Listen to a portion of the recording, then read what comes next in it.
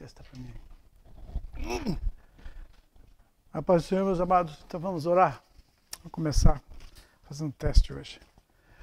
Pai querido e santo, obrigado mais uma vez por esse dia que o Senhor nos dá. Obrigado pela provisão, por esse momento, Senhor, de aprendizado, que Teu Espírito Santo possa nos orientar em tudo que vamos fazer para a glória do Teu nome. Nós oramos e agradecemos em nome de Jesus. Amém.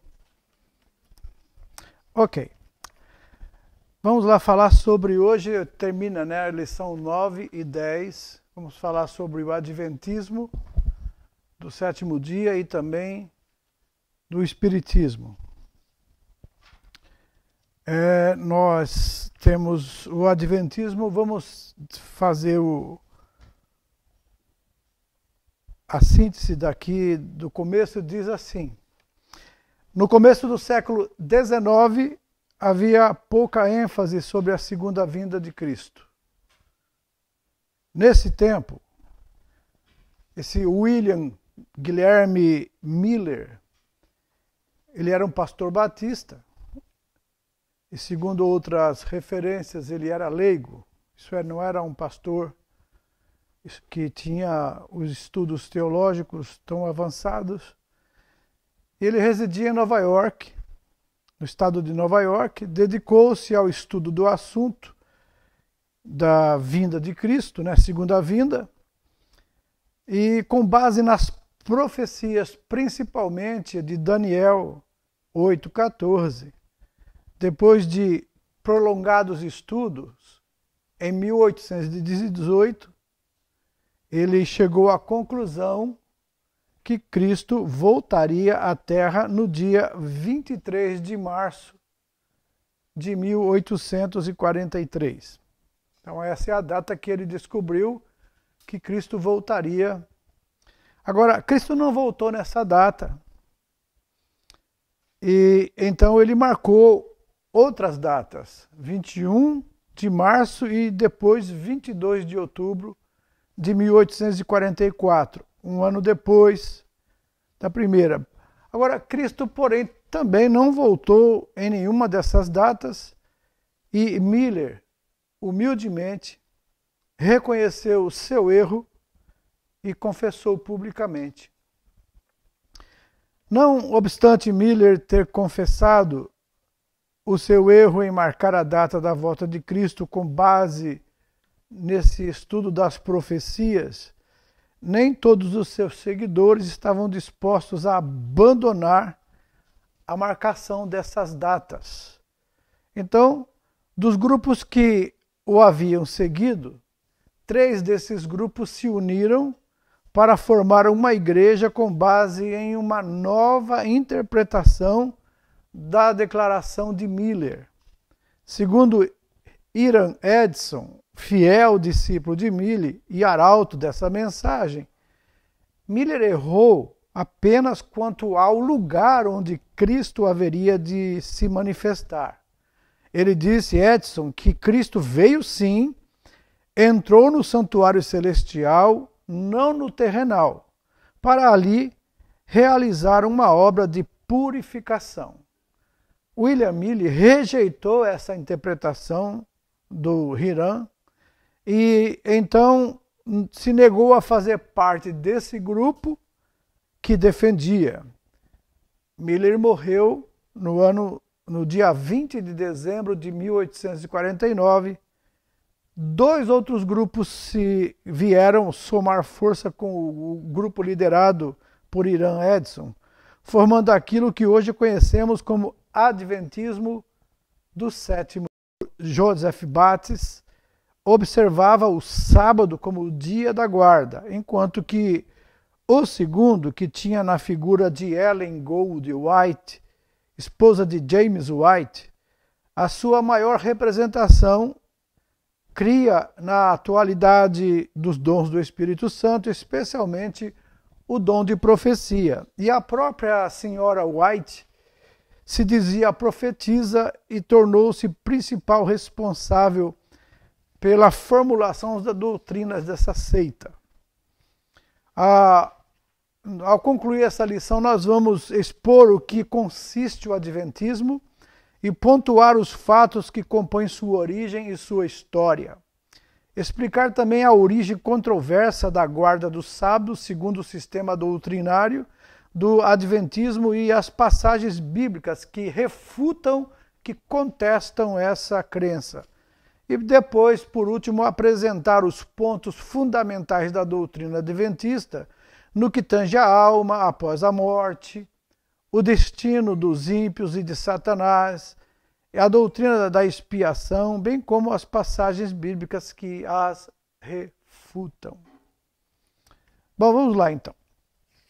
Eu tinha feito algumas anotações aqui, que quando falarmos sobre essas previsões de William, que ele definiu a data da volta de Jesus, mas não para 1818, é para o dia 23 de março de 1843. Ou seja, Jesus vai voltar nessa data. Como Jesus não voltou nessa data, então ele recalculou e marcou dia 21 de março de 1844. Jesus também não voltou nessa data. Aí ele marcou a última data para dia 22 de outubro de 1800, como os demais outros, com a diferença de que os adventistas observam o sábado como dia de dedicação exclusiva ao Senhor e não o domingo. Mas esse movimento, ele é muito mais do que uma igreja sabatina. Trata-se de uma seita cristã que propaga falsas interpretações bíblicas, sobretudo quanto aos eventos apocalípticos, divergindo grandemente da Bíblia Sagrada, e nós vamos mostrar isso. Sinteticamente, nós podemos apontar como erros adventistas o aniquilamento da alma dos ímpios, o que é contrário à Bíblia, nós vamos mostrar e provar isso, no que se refere ao juízo eterno reservado aos pecadores, ou também a guarda do sábado, que talvez é a doutrina mais forte, mais famosa dos adventistas, fruto de uma visão tida por Ellen White, pitonisa do movimento. Ela profetiza acreditada, os livros delas são quase equiparados à Bíblia, né? História do adventismo e as notas biográficas, então, do seu fundador. Sinteticamente, nós podemos mostrar isso, como já fizemos. Agora, como mostrado nessa introdução, no princípio do século XIX, quando pouco se falava da segunda vinda de Cristo à Terra, esse William Guilherme Miller, e esse Guilherme está entre parênteses, porque em alguns lugares aparece só William Miller, em alguns outros lugares aparece Guilherme Miller. Ele, pastor batista dos Estados Unidos, de Nova York, nos Estados Unidos, dedicou-se a estudar e preparar-se sobre esse assunto. Lendo Daniel 8,14, que está escrito: até 2.300 tardes e manhãs, e o santuário será purificado. Então Miller pensou, passou a fazer desse versículo o tema de uma grande controvérsia sobre a segunda vinda de Cristo. Calculando que cada um dos 2.300 dias representava um ano, aí Miller tomou o regresso de Esdras do cativeiro no ano 457 a.C., como ponto de partida para o cálculo de que Cristo voltaria à Terra. Então, uma pessoa no ano de 1843, né? Essa revelação dele é que Cristo voltaria pessoalmente, em pessoa, à Terra, ok? Bom, como essa previsão foi feita em 1818, foi um impacto grande sobre essa profecia que...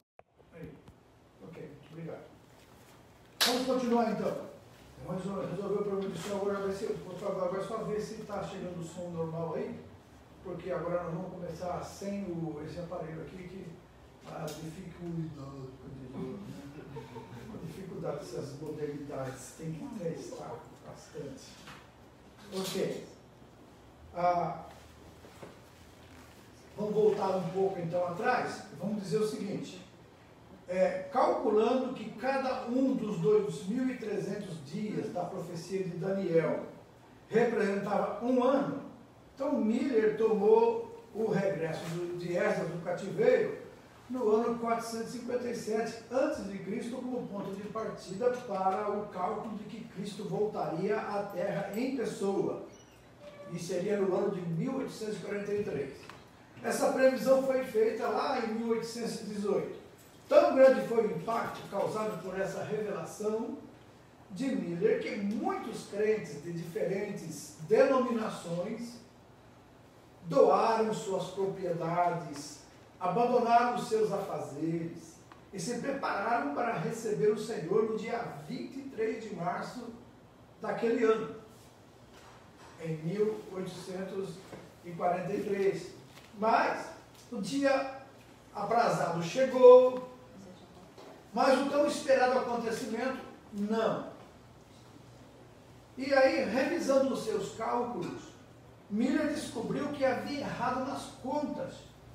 E em um ano, aí ele anunciou que Cristo voltaria no dia 21 de março do ano seguinte, ou seja, 1844. Porém, ao chegar a essa data, Miller sofreu nova decepção e seus seguidores, em número aproximado de 100 mil, sofrem nova desilusão. Mais uma vez, Miller refez o cálculo e concluiu que Cristo voltaria no dia 22 de outubro daquele mesmo ano, de 1844, falhando mais uma vez em sua profecia. Mas, como tudo na vida tem uma oportunidade de reconhecer o erro, Miller então reconhece o seu erro. William Miller, ele com sinceridade, confessou publicamente que havia se equivocado em seu sistema de interpretação da profecia bíblica. E nesse tempo ele mesmo escreveu: acerca da falha da minha data, expresso francamente o meu desapontamento. Esperamos naquele dia a chegada pessoal de Cristo. E agora, para dizer que não erramos, é desonesto. Nunca devemos ter vergonha de confessar nossos erros abertamente. Isso está escrito na História da Mensagem Adventista, né, no livro, página 410. Novas tendências, então. Não obstante Miller tenha reconhecido o seu erro em profetizar o dia da volta de Cristo segundo a sua maneira de interpretar a própria Bíblia, nem todos os seus seguidores estavam dispostos a abandoná-lo por causa dos seus erros. E aí então o que aconteceu? Havia muitos grupos que seguiam ele, grupos de estudos. E dos muitos grupos que haviam seguido, 3 se uniram para formar uma nova igreja baseada em nova interpretação da mensagem de Miller. Essa nova interpretação surgiu de uma revelação de um homem chamado Hiram Edson, que era um fervoroso discípulo e amigo de Miller, segundo o qual Miller não estava equivocado. Ele disse: Miller não está equivocado com relação à data da vinda de Cristo, mas sim em relação ao local. Disse ele que na data profetizada por Miller, o que tinha acontecido? Cristo, sim, ele havia entrado no santuário celestial, lá no céu, não no terrenal, para ali fazer o quê? Uma obra de purificação. Miller não aceitou essa interpretação, tampouco seguiu o novo movimento, e quanto a isso ele escreveu: não tenho confiança alguma nas novas teorias que surgiram no movimento, isso é, que Cristo veio como noivo e que a porta da graça foi fechada e que em seguida a sétima trombeta tocou, ou que foi de algum modo o cumprimento da profecia da sua vinda. Isso é a história da mensagem adventista, página 412. Até o fim dos seus dias, em 20 de dezembro de 1849, aos 67 anos, Miller permaneceu como cristão humilde, fiel e dedicado, morreu na fé, na esperança de estar com o Senhor. E depois dos anos posteriores a Miller, dos 3 grupos que apoiavam Hiram Edson em sua nova revelação, 2 deles deram substancial contribuição à formação da seita hoje conhecida como Adventismo do Sétimo Dia. O primeiro, dirigido por Joseph Batts, guardava o sábado em vez do domingo, como dia de descanso. O segundo grupo dava muita ênfase aos dons do Espírito Santo, particularmente o dom de profecia, e entre os seus membros encontrava-se a senhorita, na época, Ellen Gould White, mais tarde Senhora White, que dizia ter o dom de profecia. O nome dela como solteira era Ellen Harmon. Ao se unirem, cada um dos 3 grupos deu a sua contribuição para a nova igreja em formação. O primeiro grupo, a revelação de Edson com respeito ao santuário celestial. Esse Edson disse, num outro local mais específico, ele disse que ele estava andando por um campo, estava bem decepcionado, aí que teve uma revelação, e essa revelação foi que ele disse que Miller não errou, mas simplesmente ele errou o local, não a profecia. Diz que isso aconteceu não na terra, mas no céu. Então quer dizer que acabou o tempo da graça, porque Jesus agora sai do lugar santo para o lugar santíssimo para fazer a purificação, e aí então a porta da graça se fecha, e Jesus voltaria, e quem não tivesse entrado por essa porta, isso é, crido em Jesus até aquele data, perdia a esperança. Bom, o segundo grupo, o legalismo da guarda do sábado, foi criado nesse tempo. E o terceiro grupo, uma profetisa por mais de meio século haveria de exercer a influência predominante sobre a consolidação do crescimento da nova igreja. E não obstante possua uma inabalável esperança escatológica quanto à vinda de Cristo, o Adventismo do Sétimo Dia adota uma doutrina incoerente com a revelação divina, através das Escrituras. E nós vamos ver agora nos textos a seguir. Vamos lá. Mas a principal representante do Adventismo, a Igreja Adventista do Sétimo Dia, atende aos requisitos de uma seita cristã, porque contraria a Bíblia em relação ao quê? Propagação das falsas interpretação de eventos escatológicos. E o 9.2? Isso. O 9.3? 4? Então vamos lá. Agora, quais são as crenças do Adventismo do Sétimo Dia? A guarda do sábado é, sem dúvida, o ponto mais controverso da doutrina do Adventismo do Sétimo Dia. O próprio complemento do nome dessa seita, Sétimo Dia, identifica essa afinidade entre o Adventismo e o sábado. O Adventismo ensina que o crente deve observar a guarda do sábado como um dia de repouso e não o domingo. Crê que os que guardam o domingo aceitarão o quê? A marca da besta e sobre o futuro governo do anticristo. Ellen Gould White, ela ensina que a observância do sábado é o selo de Deus. A observância do sábado é o selo de Deus, segundo Ellen White, enquanto que o domingo é o selo do anticristo. Então, a crença, mostramos no texto anterior, que dos 3 grupos que se juntaram para formar o Adventismo, o primeiro era liderado por Joseph Batts e observava o sábado como dia de descanso semanal e dedicação ao Senhor.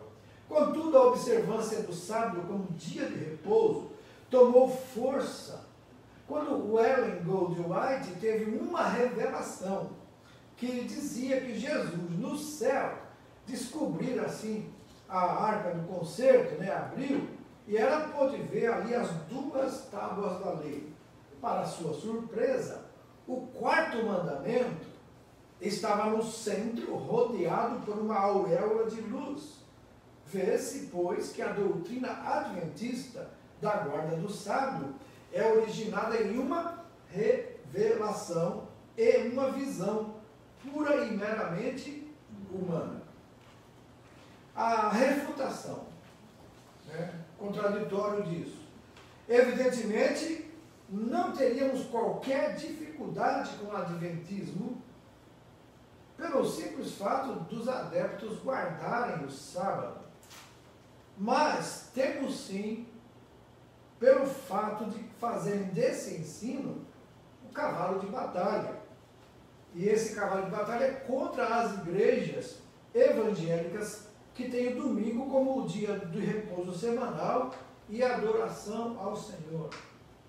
Então, dos 10 mandamentos registrados em Êxodo, capítulo 20, o Novo Testamento ratifica 9, porque aparecem no Novo Testamento os 9 mandamentos, mas não aparece a guarda do sábado.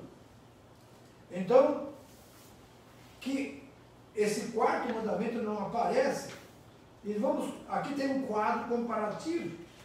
Os mandamentos do Antigo Testamento diz, primeiro, não terás outros deuses diante de mim. Qual é o Novo Testamento? Ao Deus único e sábio seja dada a glória. Então, o segundo, não farás para ti imagem de escultura. Novo Testamento. Filhinhos, guardai-vos dos ídolos. Não tomarás o nome do Senhor teu Deus em vão. Não jureis nem pelo céu, nem pela terra. Lembra-te do dia do sábado para o santificar. Não aparece. Honra o teu pai e tua mãe. Filhos, obedecei a vossos pais. Não matarás. Não matarás. Não adulterarás. Não adulterarás. Não furtarás. Não furtarás. Não dirás falso testemunho. Não mintais uns aos outros. Não cobiçarás. Não cobiçarás. Então, o Novo Testamento, ele repete pelo menos 50 vezes o dever de adorar só a Deus, 12 vezes a advertência contra a idolatria, 4 a advertência para não tomar o nome do Senhor em vão, 6 vezes o dever dos filhos honrar os pais, 6 vezes a advertência contra o homicídio, 12 vezes contra o adultério, 6 vezes contra o furto, 4 vezes contra o falso testemunho e 9 vezes contra a cobiça. Mas em nenhum lugar do Novo Testamento encontra-se o mandamento de guardar o sábado. O dia que Jesus ressuscitou foi no domingo pela manhã. E a igreja se reunia, a igreja agora cristã, os discípulos de Jesus e a igreja se reunia sempre no primeiro dia da semana. O primeiro dia da semana é o domingo. Existe também uma controvérsia, eles dizem, para muitos estudiosos que perguntam por que não pode guardar o domingo e sim o sábado, eles dizem porque a palavra Sunday, em inglês, Sunday, é dia do sol. Sunday é dia do sol. Portanto, você não pode adorar o sol, nós adoramos a Deus. Ok, mas eles guardam o sábado. É Saturday, é dia de Saturno. Então, de qualquer jeito, todos os nomes da semana em inglês é de algum astro. Entendeu? Monday, dia da lua. Todas essas datas, esses dias, são dias de adoração de memória da lua, do sol. Né? Por isso que existe essa incompatibilidade de pensamento com relação a se isso realmente é bíblico. Eles pegam, para nós é domingo, já não tem nada a ver com Sunday. Ok? Então, isso para as pessoas que não procuram conhecer, acabam entendendo, é verdade, é dia do sol, então a gente não pode adorar o sol. Mas se você vai adorar, então, Saturno. tenho uma bolsa com essa frase. O que? Todo dia de adorar o sol em inglês. É? E agora? Eu não sabia. Tem muitas coisas que em inglês, se você não quiser jogar a bolsa fora, então você faz alguma coisa para enfeitar em cima dessa coisa aí. Então, por aí você vê muitas coisas, roupas escritas em inglês, procure traduzir antes de comprar, porque tem muita coisa que você pode estar... Você não está fazendo isso, mas você pode estar fazendo propaganda, né? Ok? Ok, então vamos lá. Sábado ou domingo?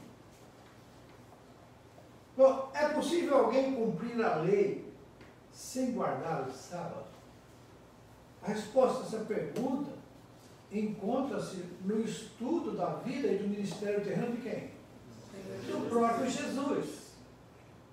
O Novo Testamento ratifica o que está escrito no Antigo Testamento, que o homem jamais foi capaz de cumprir a lei.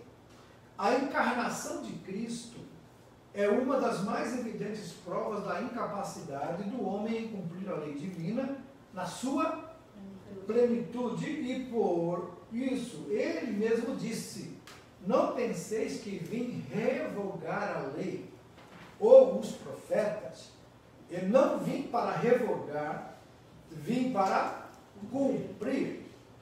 Porque em verdade vos digo, até que o céu e a terra passem, nenhum i ou um tio jamais passará da lei, até que tudo se cumpra. Vai em Mateus 5, 17 e 18. Não poucas passagens do Antigo Testamento mostram o desagrado divino diante do legalismo frio e indiferente dos judeus, apresentado através dos sacrifícios e das sucessivas cerimônias, feitas com o propósito de satisfazer a letra da lei. Quanto mais tempo passava, mais imperfeito ficava o homem que buscava a perfeição através da prática da lei. Jesus Cristo, porém, veio como enviado de Deus para cumprir a lei e o fez culminando com o ato da sua morte na cruz do Calvário. Agora, o próprio Jesus foi acusado de violar o sábado. Né? O próprio Jesus. Foi justamente em cumprimento da lei que Jesus Cristo vivenciou as seguintes experiências na terra, segundo o que a Bíblia relata. Primeiro, teve seu nascimento prometido, lá em Deuteronômio 18:15. Né?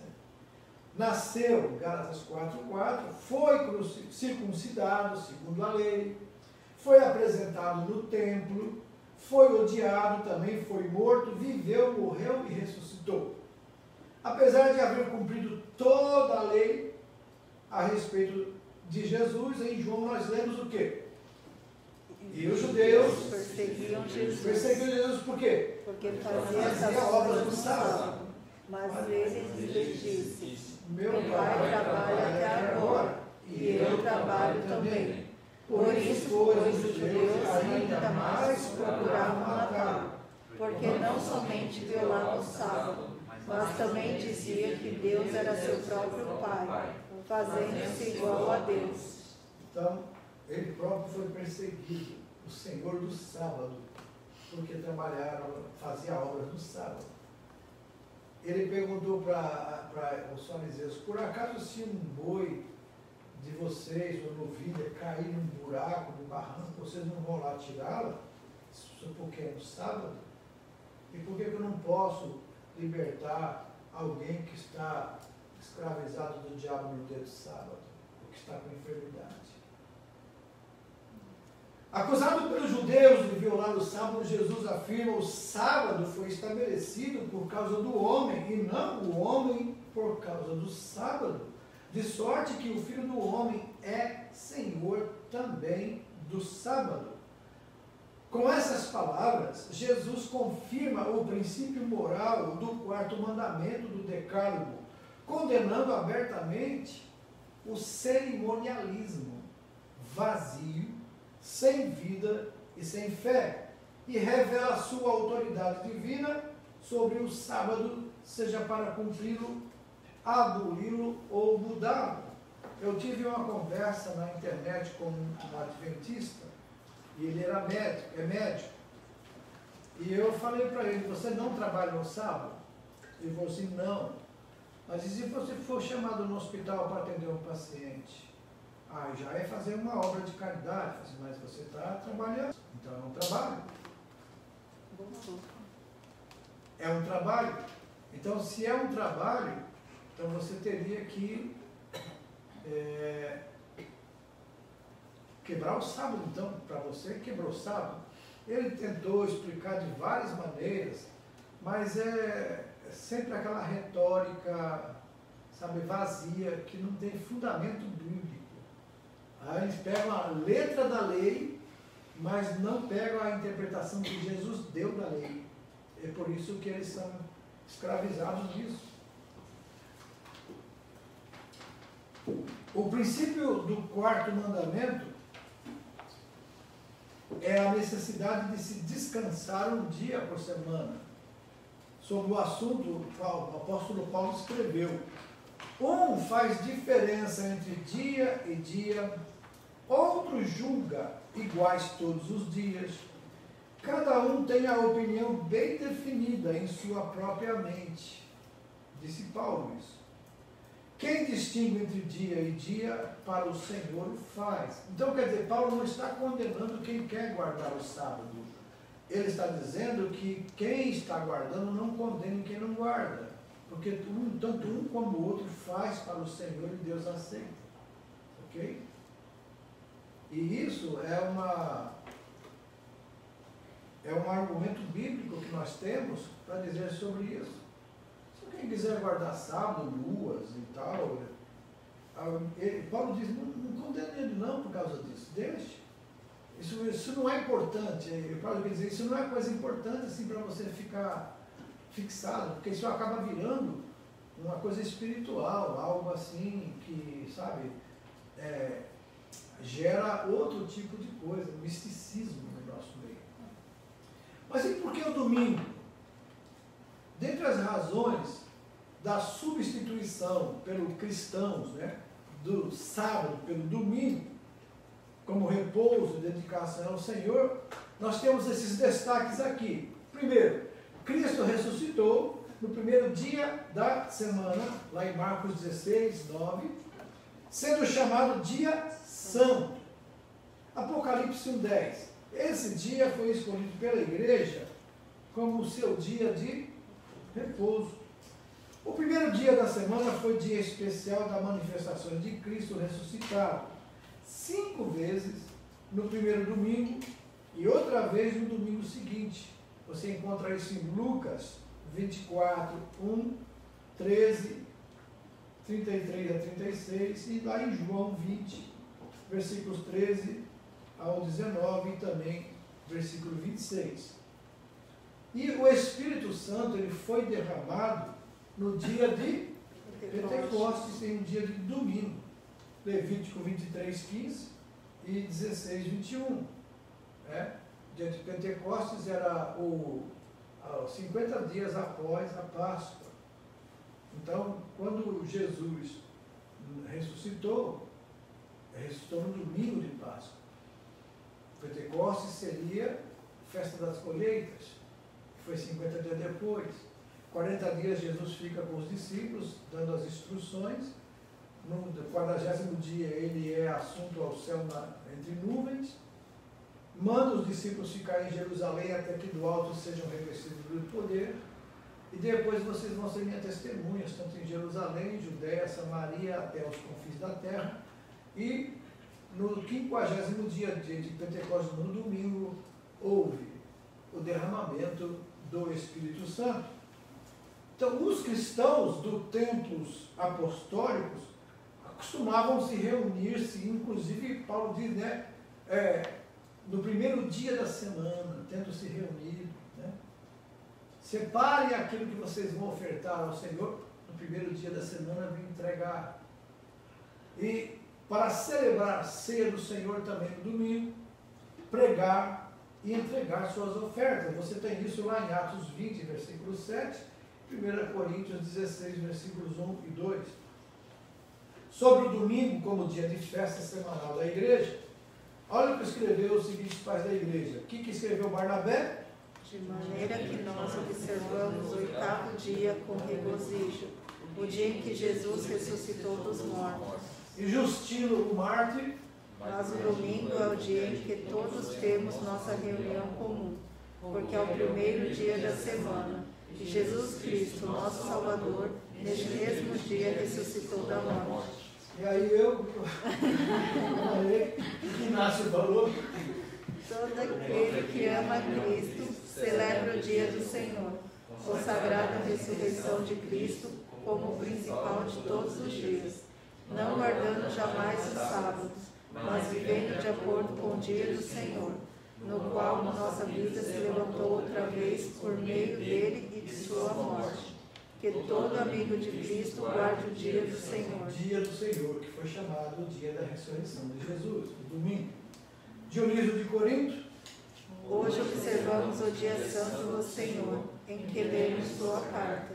e Vitorino, por final, No dia do Senhor, acudimos para tomar nosso pão com ações de graça, para que não se creia que observamos o sábado com os judeus, o qual Cristo mesmo, o Senhor do sábado, aboliu o seu corpo. Concluindo então, amados, as palavras de Paulo aos Colossenses, ninguém, pois, vos julgue por causa da comida, da bebida, ou do dia de festa, da lua nova, ou sábados, porque tudo isso tem sido sombra das coisas que haviam de vir. Porém, o corpo é de Cristo. Ninguém se faça árbitro contra vós outros, pretextando humildade, culto dos anjos, baseado em visões, entendeu? Ellen White se baseou muito em visões. E o Hirão também, visão. Todos eles e essas seitas são geradas como visões. Nós já lemos os outros, visões, revelações, são perigosas. Deus dá revelação, sim, dá visão, mas nenhuma revelação ou visão que Deus dá conflita com a palavra dele. A palavra dele é a régua de medir. Se não está contra a palavra, a gente joga fora, não presta. Então, baseado em visões, enfatuado, isso é, sem motivo algum na sua mente carnal e não retendo a cabeça, do qual todo o corpo, suprido e bem vinculado por suas juntas e ligamentos, cresce o crescimento que procede de Deus. Então, o crescimento da igreja tem que proceder de Deus, não de visão, de revelação, de profecias. Isso tudo pode acontecer, mas jamais para conduzir a igreja. O que conduz a igreja é a palavra de Deus. Amém? Amém. Profecias são bem-vindas, são aceitas, revelações, visões. Cremos nos dons espirituais, na atualidade deles, mas não, a igreja não caminha por visões e revelações, sonhos. A igreja caminha pela palavra de Deus. Ok? 9:5. 6, 7, 8, 9, 10. E as crenças, vamos lá, continuando, agora vamos ver outro ensinamento do Adventismo que não tem base bíblica. O estado da alma após a morte.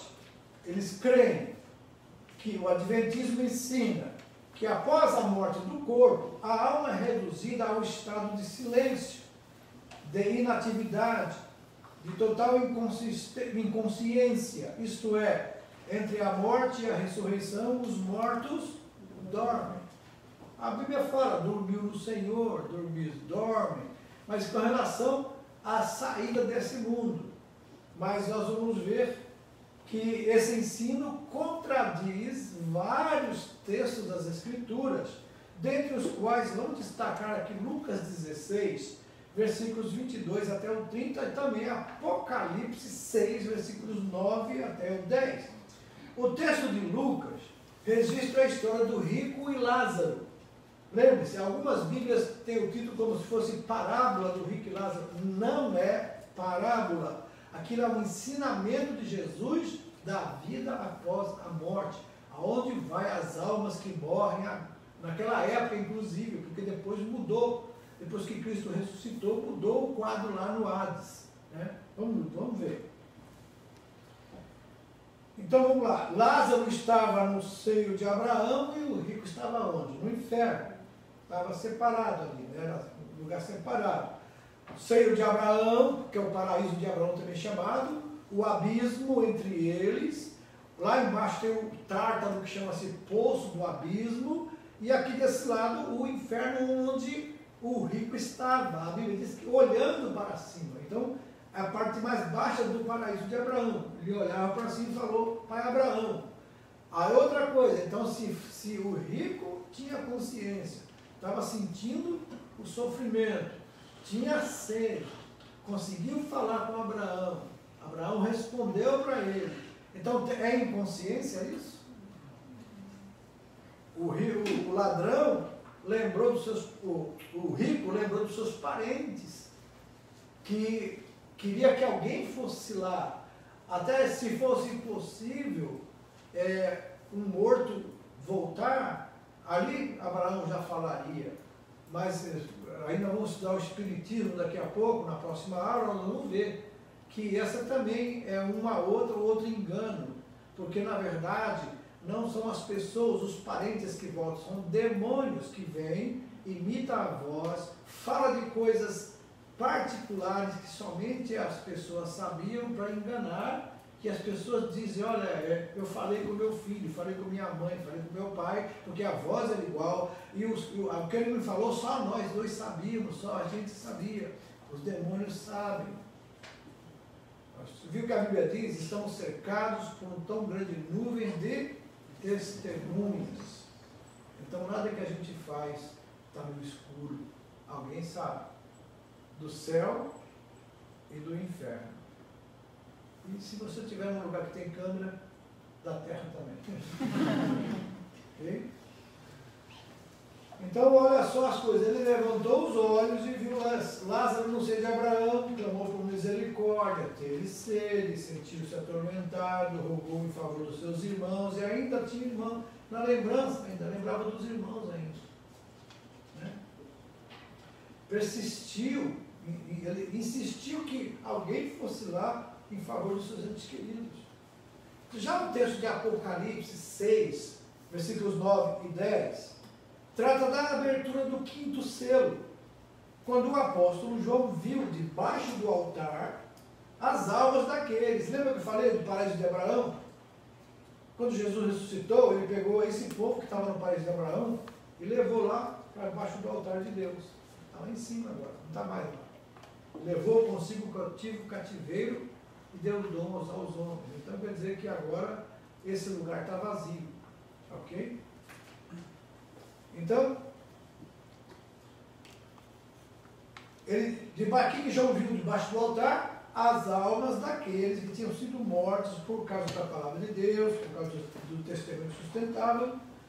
E segundo o relato de João, essas almas, no versículo 10, clamavam com grande voz, inquiriram o Senhor, né? Até quando o Senhor não vingarás a nosso sangue? Então eles tinham lembrança do que aconteceu aqui com eles. Reconheceram a soberania do Senhor, né? Lembravam dos acontecimentos da terra, clamavam por vingança divina contra os ímpios. E as expressões aí que aparecem, dormir ou sono, usadas na Bíblia para tipificar a morte, fala de quê? Da total indiferença dos mortos para com os acontecimentos da terra. Eles lembram, mas não afeta mais em nada acontecimento aqui na terra. Assim como o subconsciente continua ativo enquanto o corpo dorme, a alma do homem não cessa a sua atividade quando o corpo morre. As palavras de Cristo ao ladrão arrependido, em verdade te digo que hoje estarás comigo no paraíso. Lucas 23, 43 provam a consciência da alma após a morte. No momento da transfiguração de Cristo, Moisés já tinha falecido há milênios, né? Não estava inconsciente e silencioso enquanto falava com Cristo. Moisés conversava com o Senhor sobre a sua morte iminente. Ok?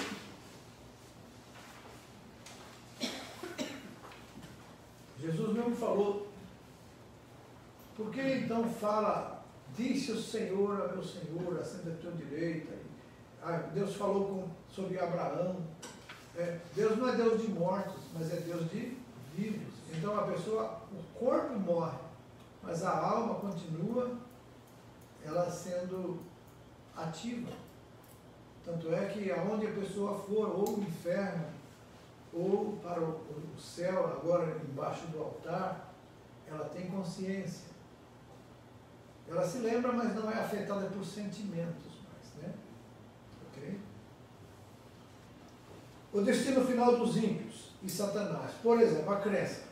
Spicer, que é um dos mais lidos escritores adventistas, ele descreve: o ensino positivo da Sagrada Escritura é que o pecado e os pecadores serão exterminados para não mais existirem e haverá de novo um universo limpo quando estiver terminada a grande controvérsia entre Cristo e Satanás.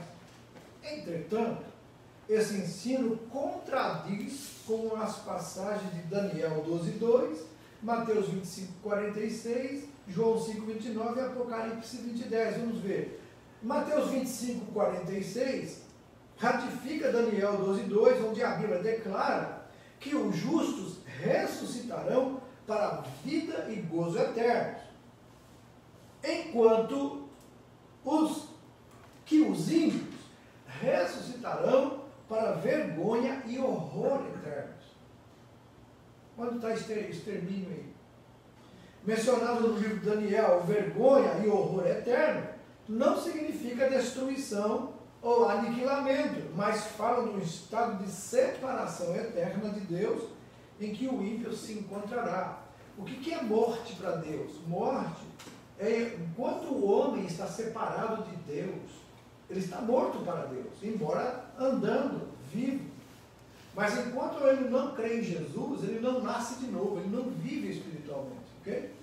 Isso é que você tem que colocar na sua mente. A morte para Deus não é a física. A física é apenas sair desse tabernáculo, dessa casa da alma e do espírito, quando ela volta para o pó. Mas a alma e o espírito continuam vivos aonde estiver.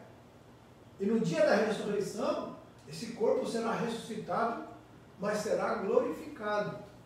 E alguns, os que vão ressuscitar para a vergonha eterna, então estarão lá nessa região dos mortos, na condenação, no Geena, lago de fogo, para sempre. Mas os que ressuscitarem com o corpo glorificado estarão com Cristo para sempre. Para sempre. Então não haverá morte. E Jesus disse que quem crê nele, ainda que esteja morto, vive, e o que vive e crê nele nunca vai morrer. Quando ele disse isso, não tem para ver, como assim nunca vai morrer? É porque a morte que ele fala é a separação de Deus. Quando você aceitou Jesus, você passou da morte para a vida.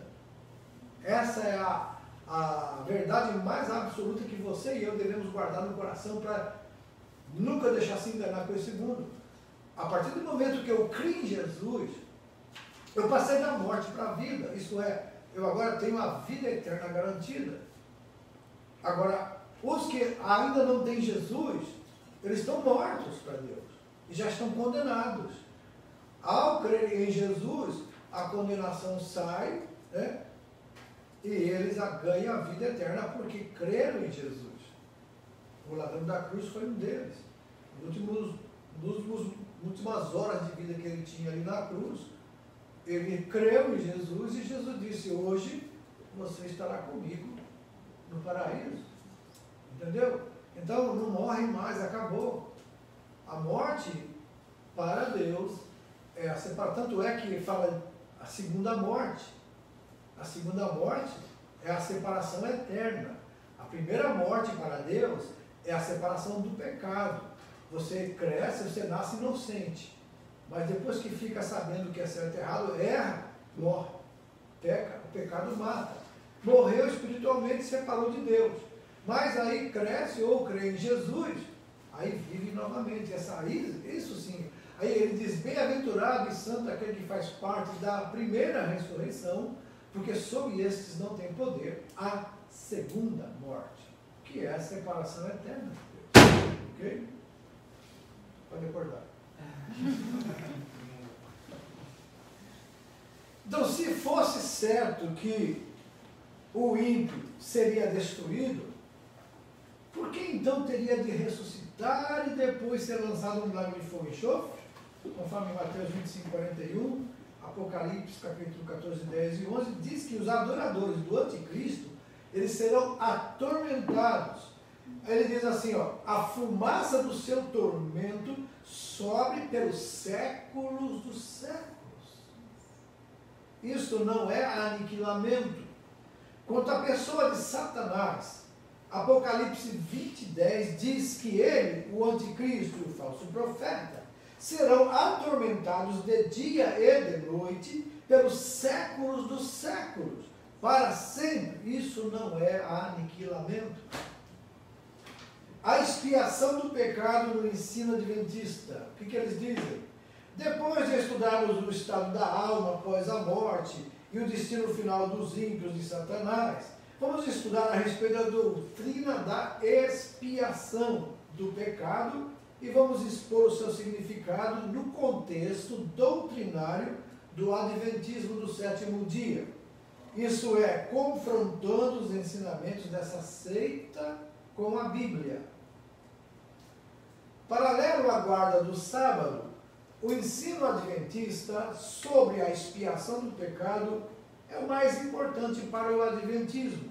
E é nesse ponto que mais diverge das Escrituras, por não se apoiar nelas, mas nas revelações de Ellen G. White, considerada a maior autoridade no adventismo do sétimo dia no campo do ensino. Qual é a crença? A doutrina da expiação é explicada à luz do ensino adventista da seguinte forma. Primeiro, em 1844, lembra da profecia? 22 de outubro de 1844, Cristo começou a purificação do santuário celestial. O céu é a réplica do santuário terrestre do Antigo Testamento, com dois compartimentos, o lugar santo e o lugar santíssimo. Na verdade, o céu não pode ser a réplica, porque quando Deus mandou Moisés construir o tabernáculo, ele disse, o modelo conforme do céu. Então, quem é a réplica? Era o santuário aqui da terra, não do céu. Então, aqui já está invertendo as ordens. O modelo que Deus deu para Moisés fazer o tabernáculo era conforme o santuário, conforme o céu. Então, aqui está dizendo que o céu é a réplica do santuário terrestre. Ao contrário, o santuário terrestre é que era a réplica do modelo do céu. Que é o lugar santo e o lugar santíssimo. Isso é o santuário. Não era o pátio, isso não é. Era ali só aquele lugar onde estava o lugar santo e o lugar santíssimo. No primeiro compartimento do santuário celestial, então, Cristo intercede durante 18 séculos, do ano 33, ao ano 1844. Aí que ele calculou mais ou menos essa data, por causa do 457 a.C., lá de Esdras, que ele purificou. Em prol dos pecadores penitentes. Então, Jesus intercedeu durante 18 séculos, do ano 33, quando ele foi para o céu, até o ano 1844, ensino adventista, em prol dos pecadores penitentes. Entretanto, seus pecados permaneciam ainda no livro de registro. A expiação de Cristo permanecerá inacabada, pois havia ainda uma tarefa a ser realizada, a saber, a remoção de pecados do santuário interior. O quinto da doutrina adventista. A doutrina do santuário levou o adventismo do sétimo dia finalmente a declarar: nós discordamos da opinião de que a expiação foi feita na cruz, foi efetuada na cruz. Não quer dizer que a obra de Cristo estava inacabada, ou para eles está. Vamos ver o que a Bíblia diz refutando essas heresias. Primeiro, esse ensino não pode se manter de pé. Em primeiro, porque não foi concebido por Ellen Gold White. Ele foi concebido, quer dizer, quem que concebeu esse ensino? Ellen Gold White. Uma pessoa de exagerado fanatismo religioso e de muitas visões, aqui fala visões da carne. Segundo, porque é incoerente com o assunto, como que a Bíblia fala. O que a Bíblia diz? A obra expiatória de Cristo, a Bíblia diz que ela foi perfeita. Está escrito ali em Hebreus 7:27, porque fez isso uma vez por todas, quando a si mesmo se ofereceu. Segundo, Jesus, porém, tendo oferecido para sempre um único sacrifício pelos pecados, assentou-se à direita de Deus, e porque com uma única oferta aperfeiçoou para sempre quantos estão sendo santificados. Então ele já aperfeiçoou, não está ainda fazendo a purificação. A salvação do crente é perfeita e é imediata. Se pois o Filho vos libertar, verdadeiramente sereis livres. João 8,36. Jesus falou em João 5,24: quem ouve a minha palavra e crê naquele que me enviou tem a vida eterna e não entra em juízo, mas passou da morte para a vida. Romanos 8,1. Agora, pois, nenhuma condenação há para os que estão em Cristo Jesus. E 1 João 7, se porém andarmos na luz, como ele na luz está, mantemos comunhão uns com os outros e o sangue de Jesus, seu Filho, nos purifica de todo pecado. Tito 3,5 diz: não por obras de justiça praticadas por nós, mas segundo a sua misericórdia, ele nos salvou, mediante o lavar regenerador e renovador do Espírito Santo. 2 Coríntios 5,17 diz: se alguém está em Cristo, é nova criatura. E certamente a palavra da cruz é loucura para os que se perdem, mas para nós que somos salvos, poder de Deus. Por isso, amados, é que, infelizmente, agora eu tenho uma anotação aqui sobre a Ellen Gold White, que os adventistas consideram ela, o livro dela, uma segunda Bíblia, tá? Para eles. Ela fala sobre o juízo investigativo. Jesus saiu do lugar santo no céu e entrou no lugar santíssimo. Aí sim que ele vai fazer a purificação. Isso foi em 1844 que ele fez isso. Fatos astronômicos, fora que não está relatado no livro, porque pegaram poucas coisas, mas você lendo outros materiais, ela disse que teve uma chuva de meteoros, naquela época dela teve. E ela disse que essa chuva de meteoro ela viria antes dessa volta de Jesus. Então, dia 13 de novembro de 1833, se cumpriu essa profecia dela, porque houve essa chuva de meteoro. E ela baseou-se isso lá em Apocalipse, quando diz, né, que os elementos se desfarão, a terra os poderes do céu serão abalados, as estrelas sairiam do seu lugar e cairiam. Ela pegou essa parte de Apocalipse e jogou lá para 1833. Mas se você ler o versículo 14, você vai ver que também a terra seria desolada. Segundo o planetário lá de São Paulo, que é um local onde estuda esses fenômenos astronômicos, planetário da Escola Municipal da Astrofísica de São Paulo, Esse fenômeno ocorre com mais intensidade a cada 33 anos. Portanto, nesse ano que ela falou, também era um ano que iria acontecer com mais intensidade, mas todo ano acontece essa chuva de meteoros nos céus. Mas a cada 33 anos ela se intensifica. Desde 902 depois de Cristo, esses eventos são noticiados, porque antes aconteciam, mas não eram noticiados. Desde 902 depois de Cristo. Agora, somente a partir do século XVIII é que os registros são mais frequentes com a modernização da ciência. Então, tudo que ela dizia que acontecia, na verdade, são acontecimentos que são naturais e normais.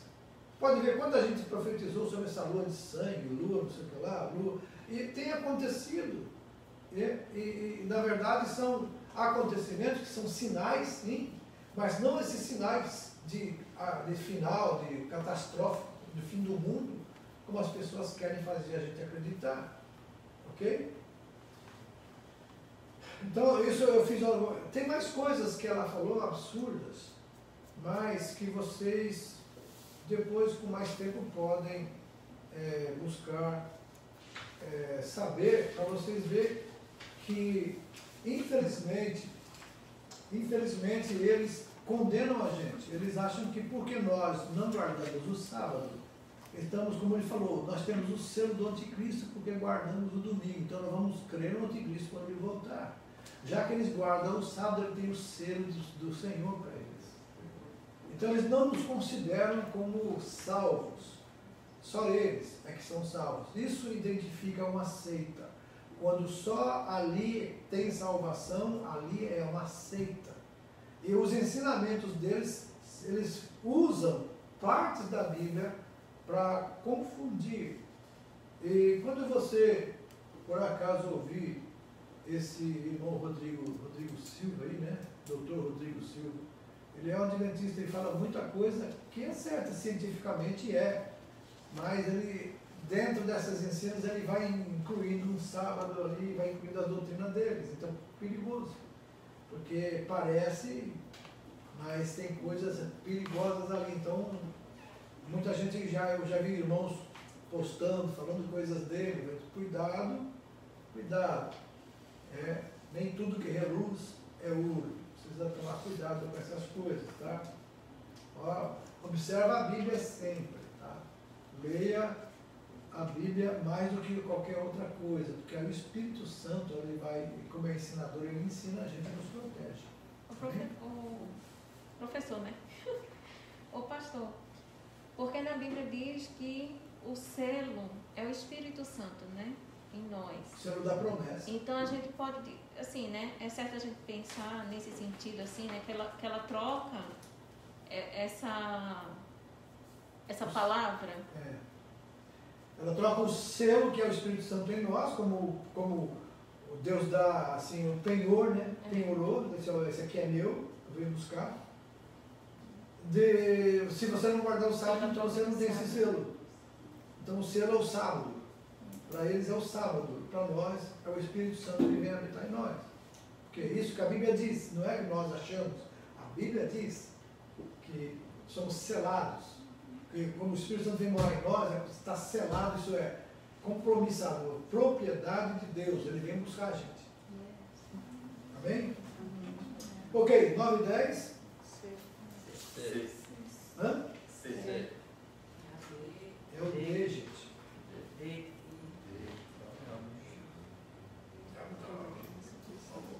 9 e 11? C. Corrige aí. Corrige aí, Benedito. 9 e 12? D. 13? A. 14?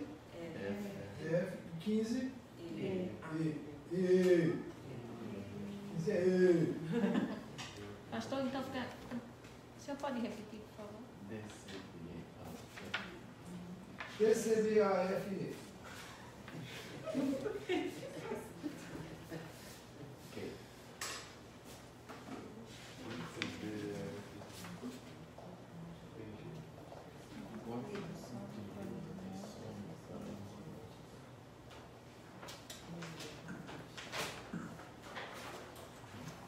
Ok.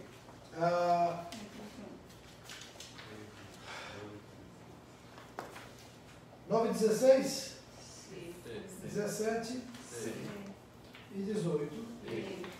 Muito bem. Nessa aula vamos encerrar aqui. A próxima aula agora será sobre o Espiritismo. Tá?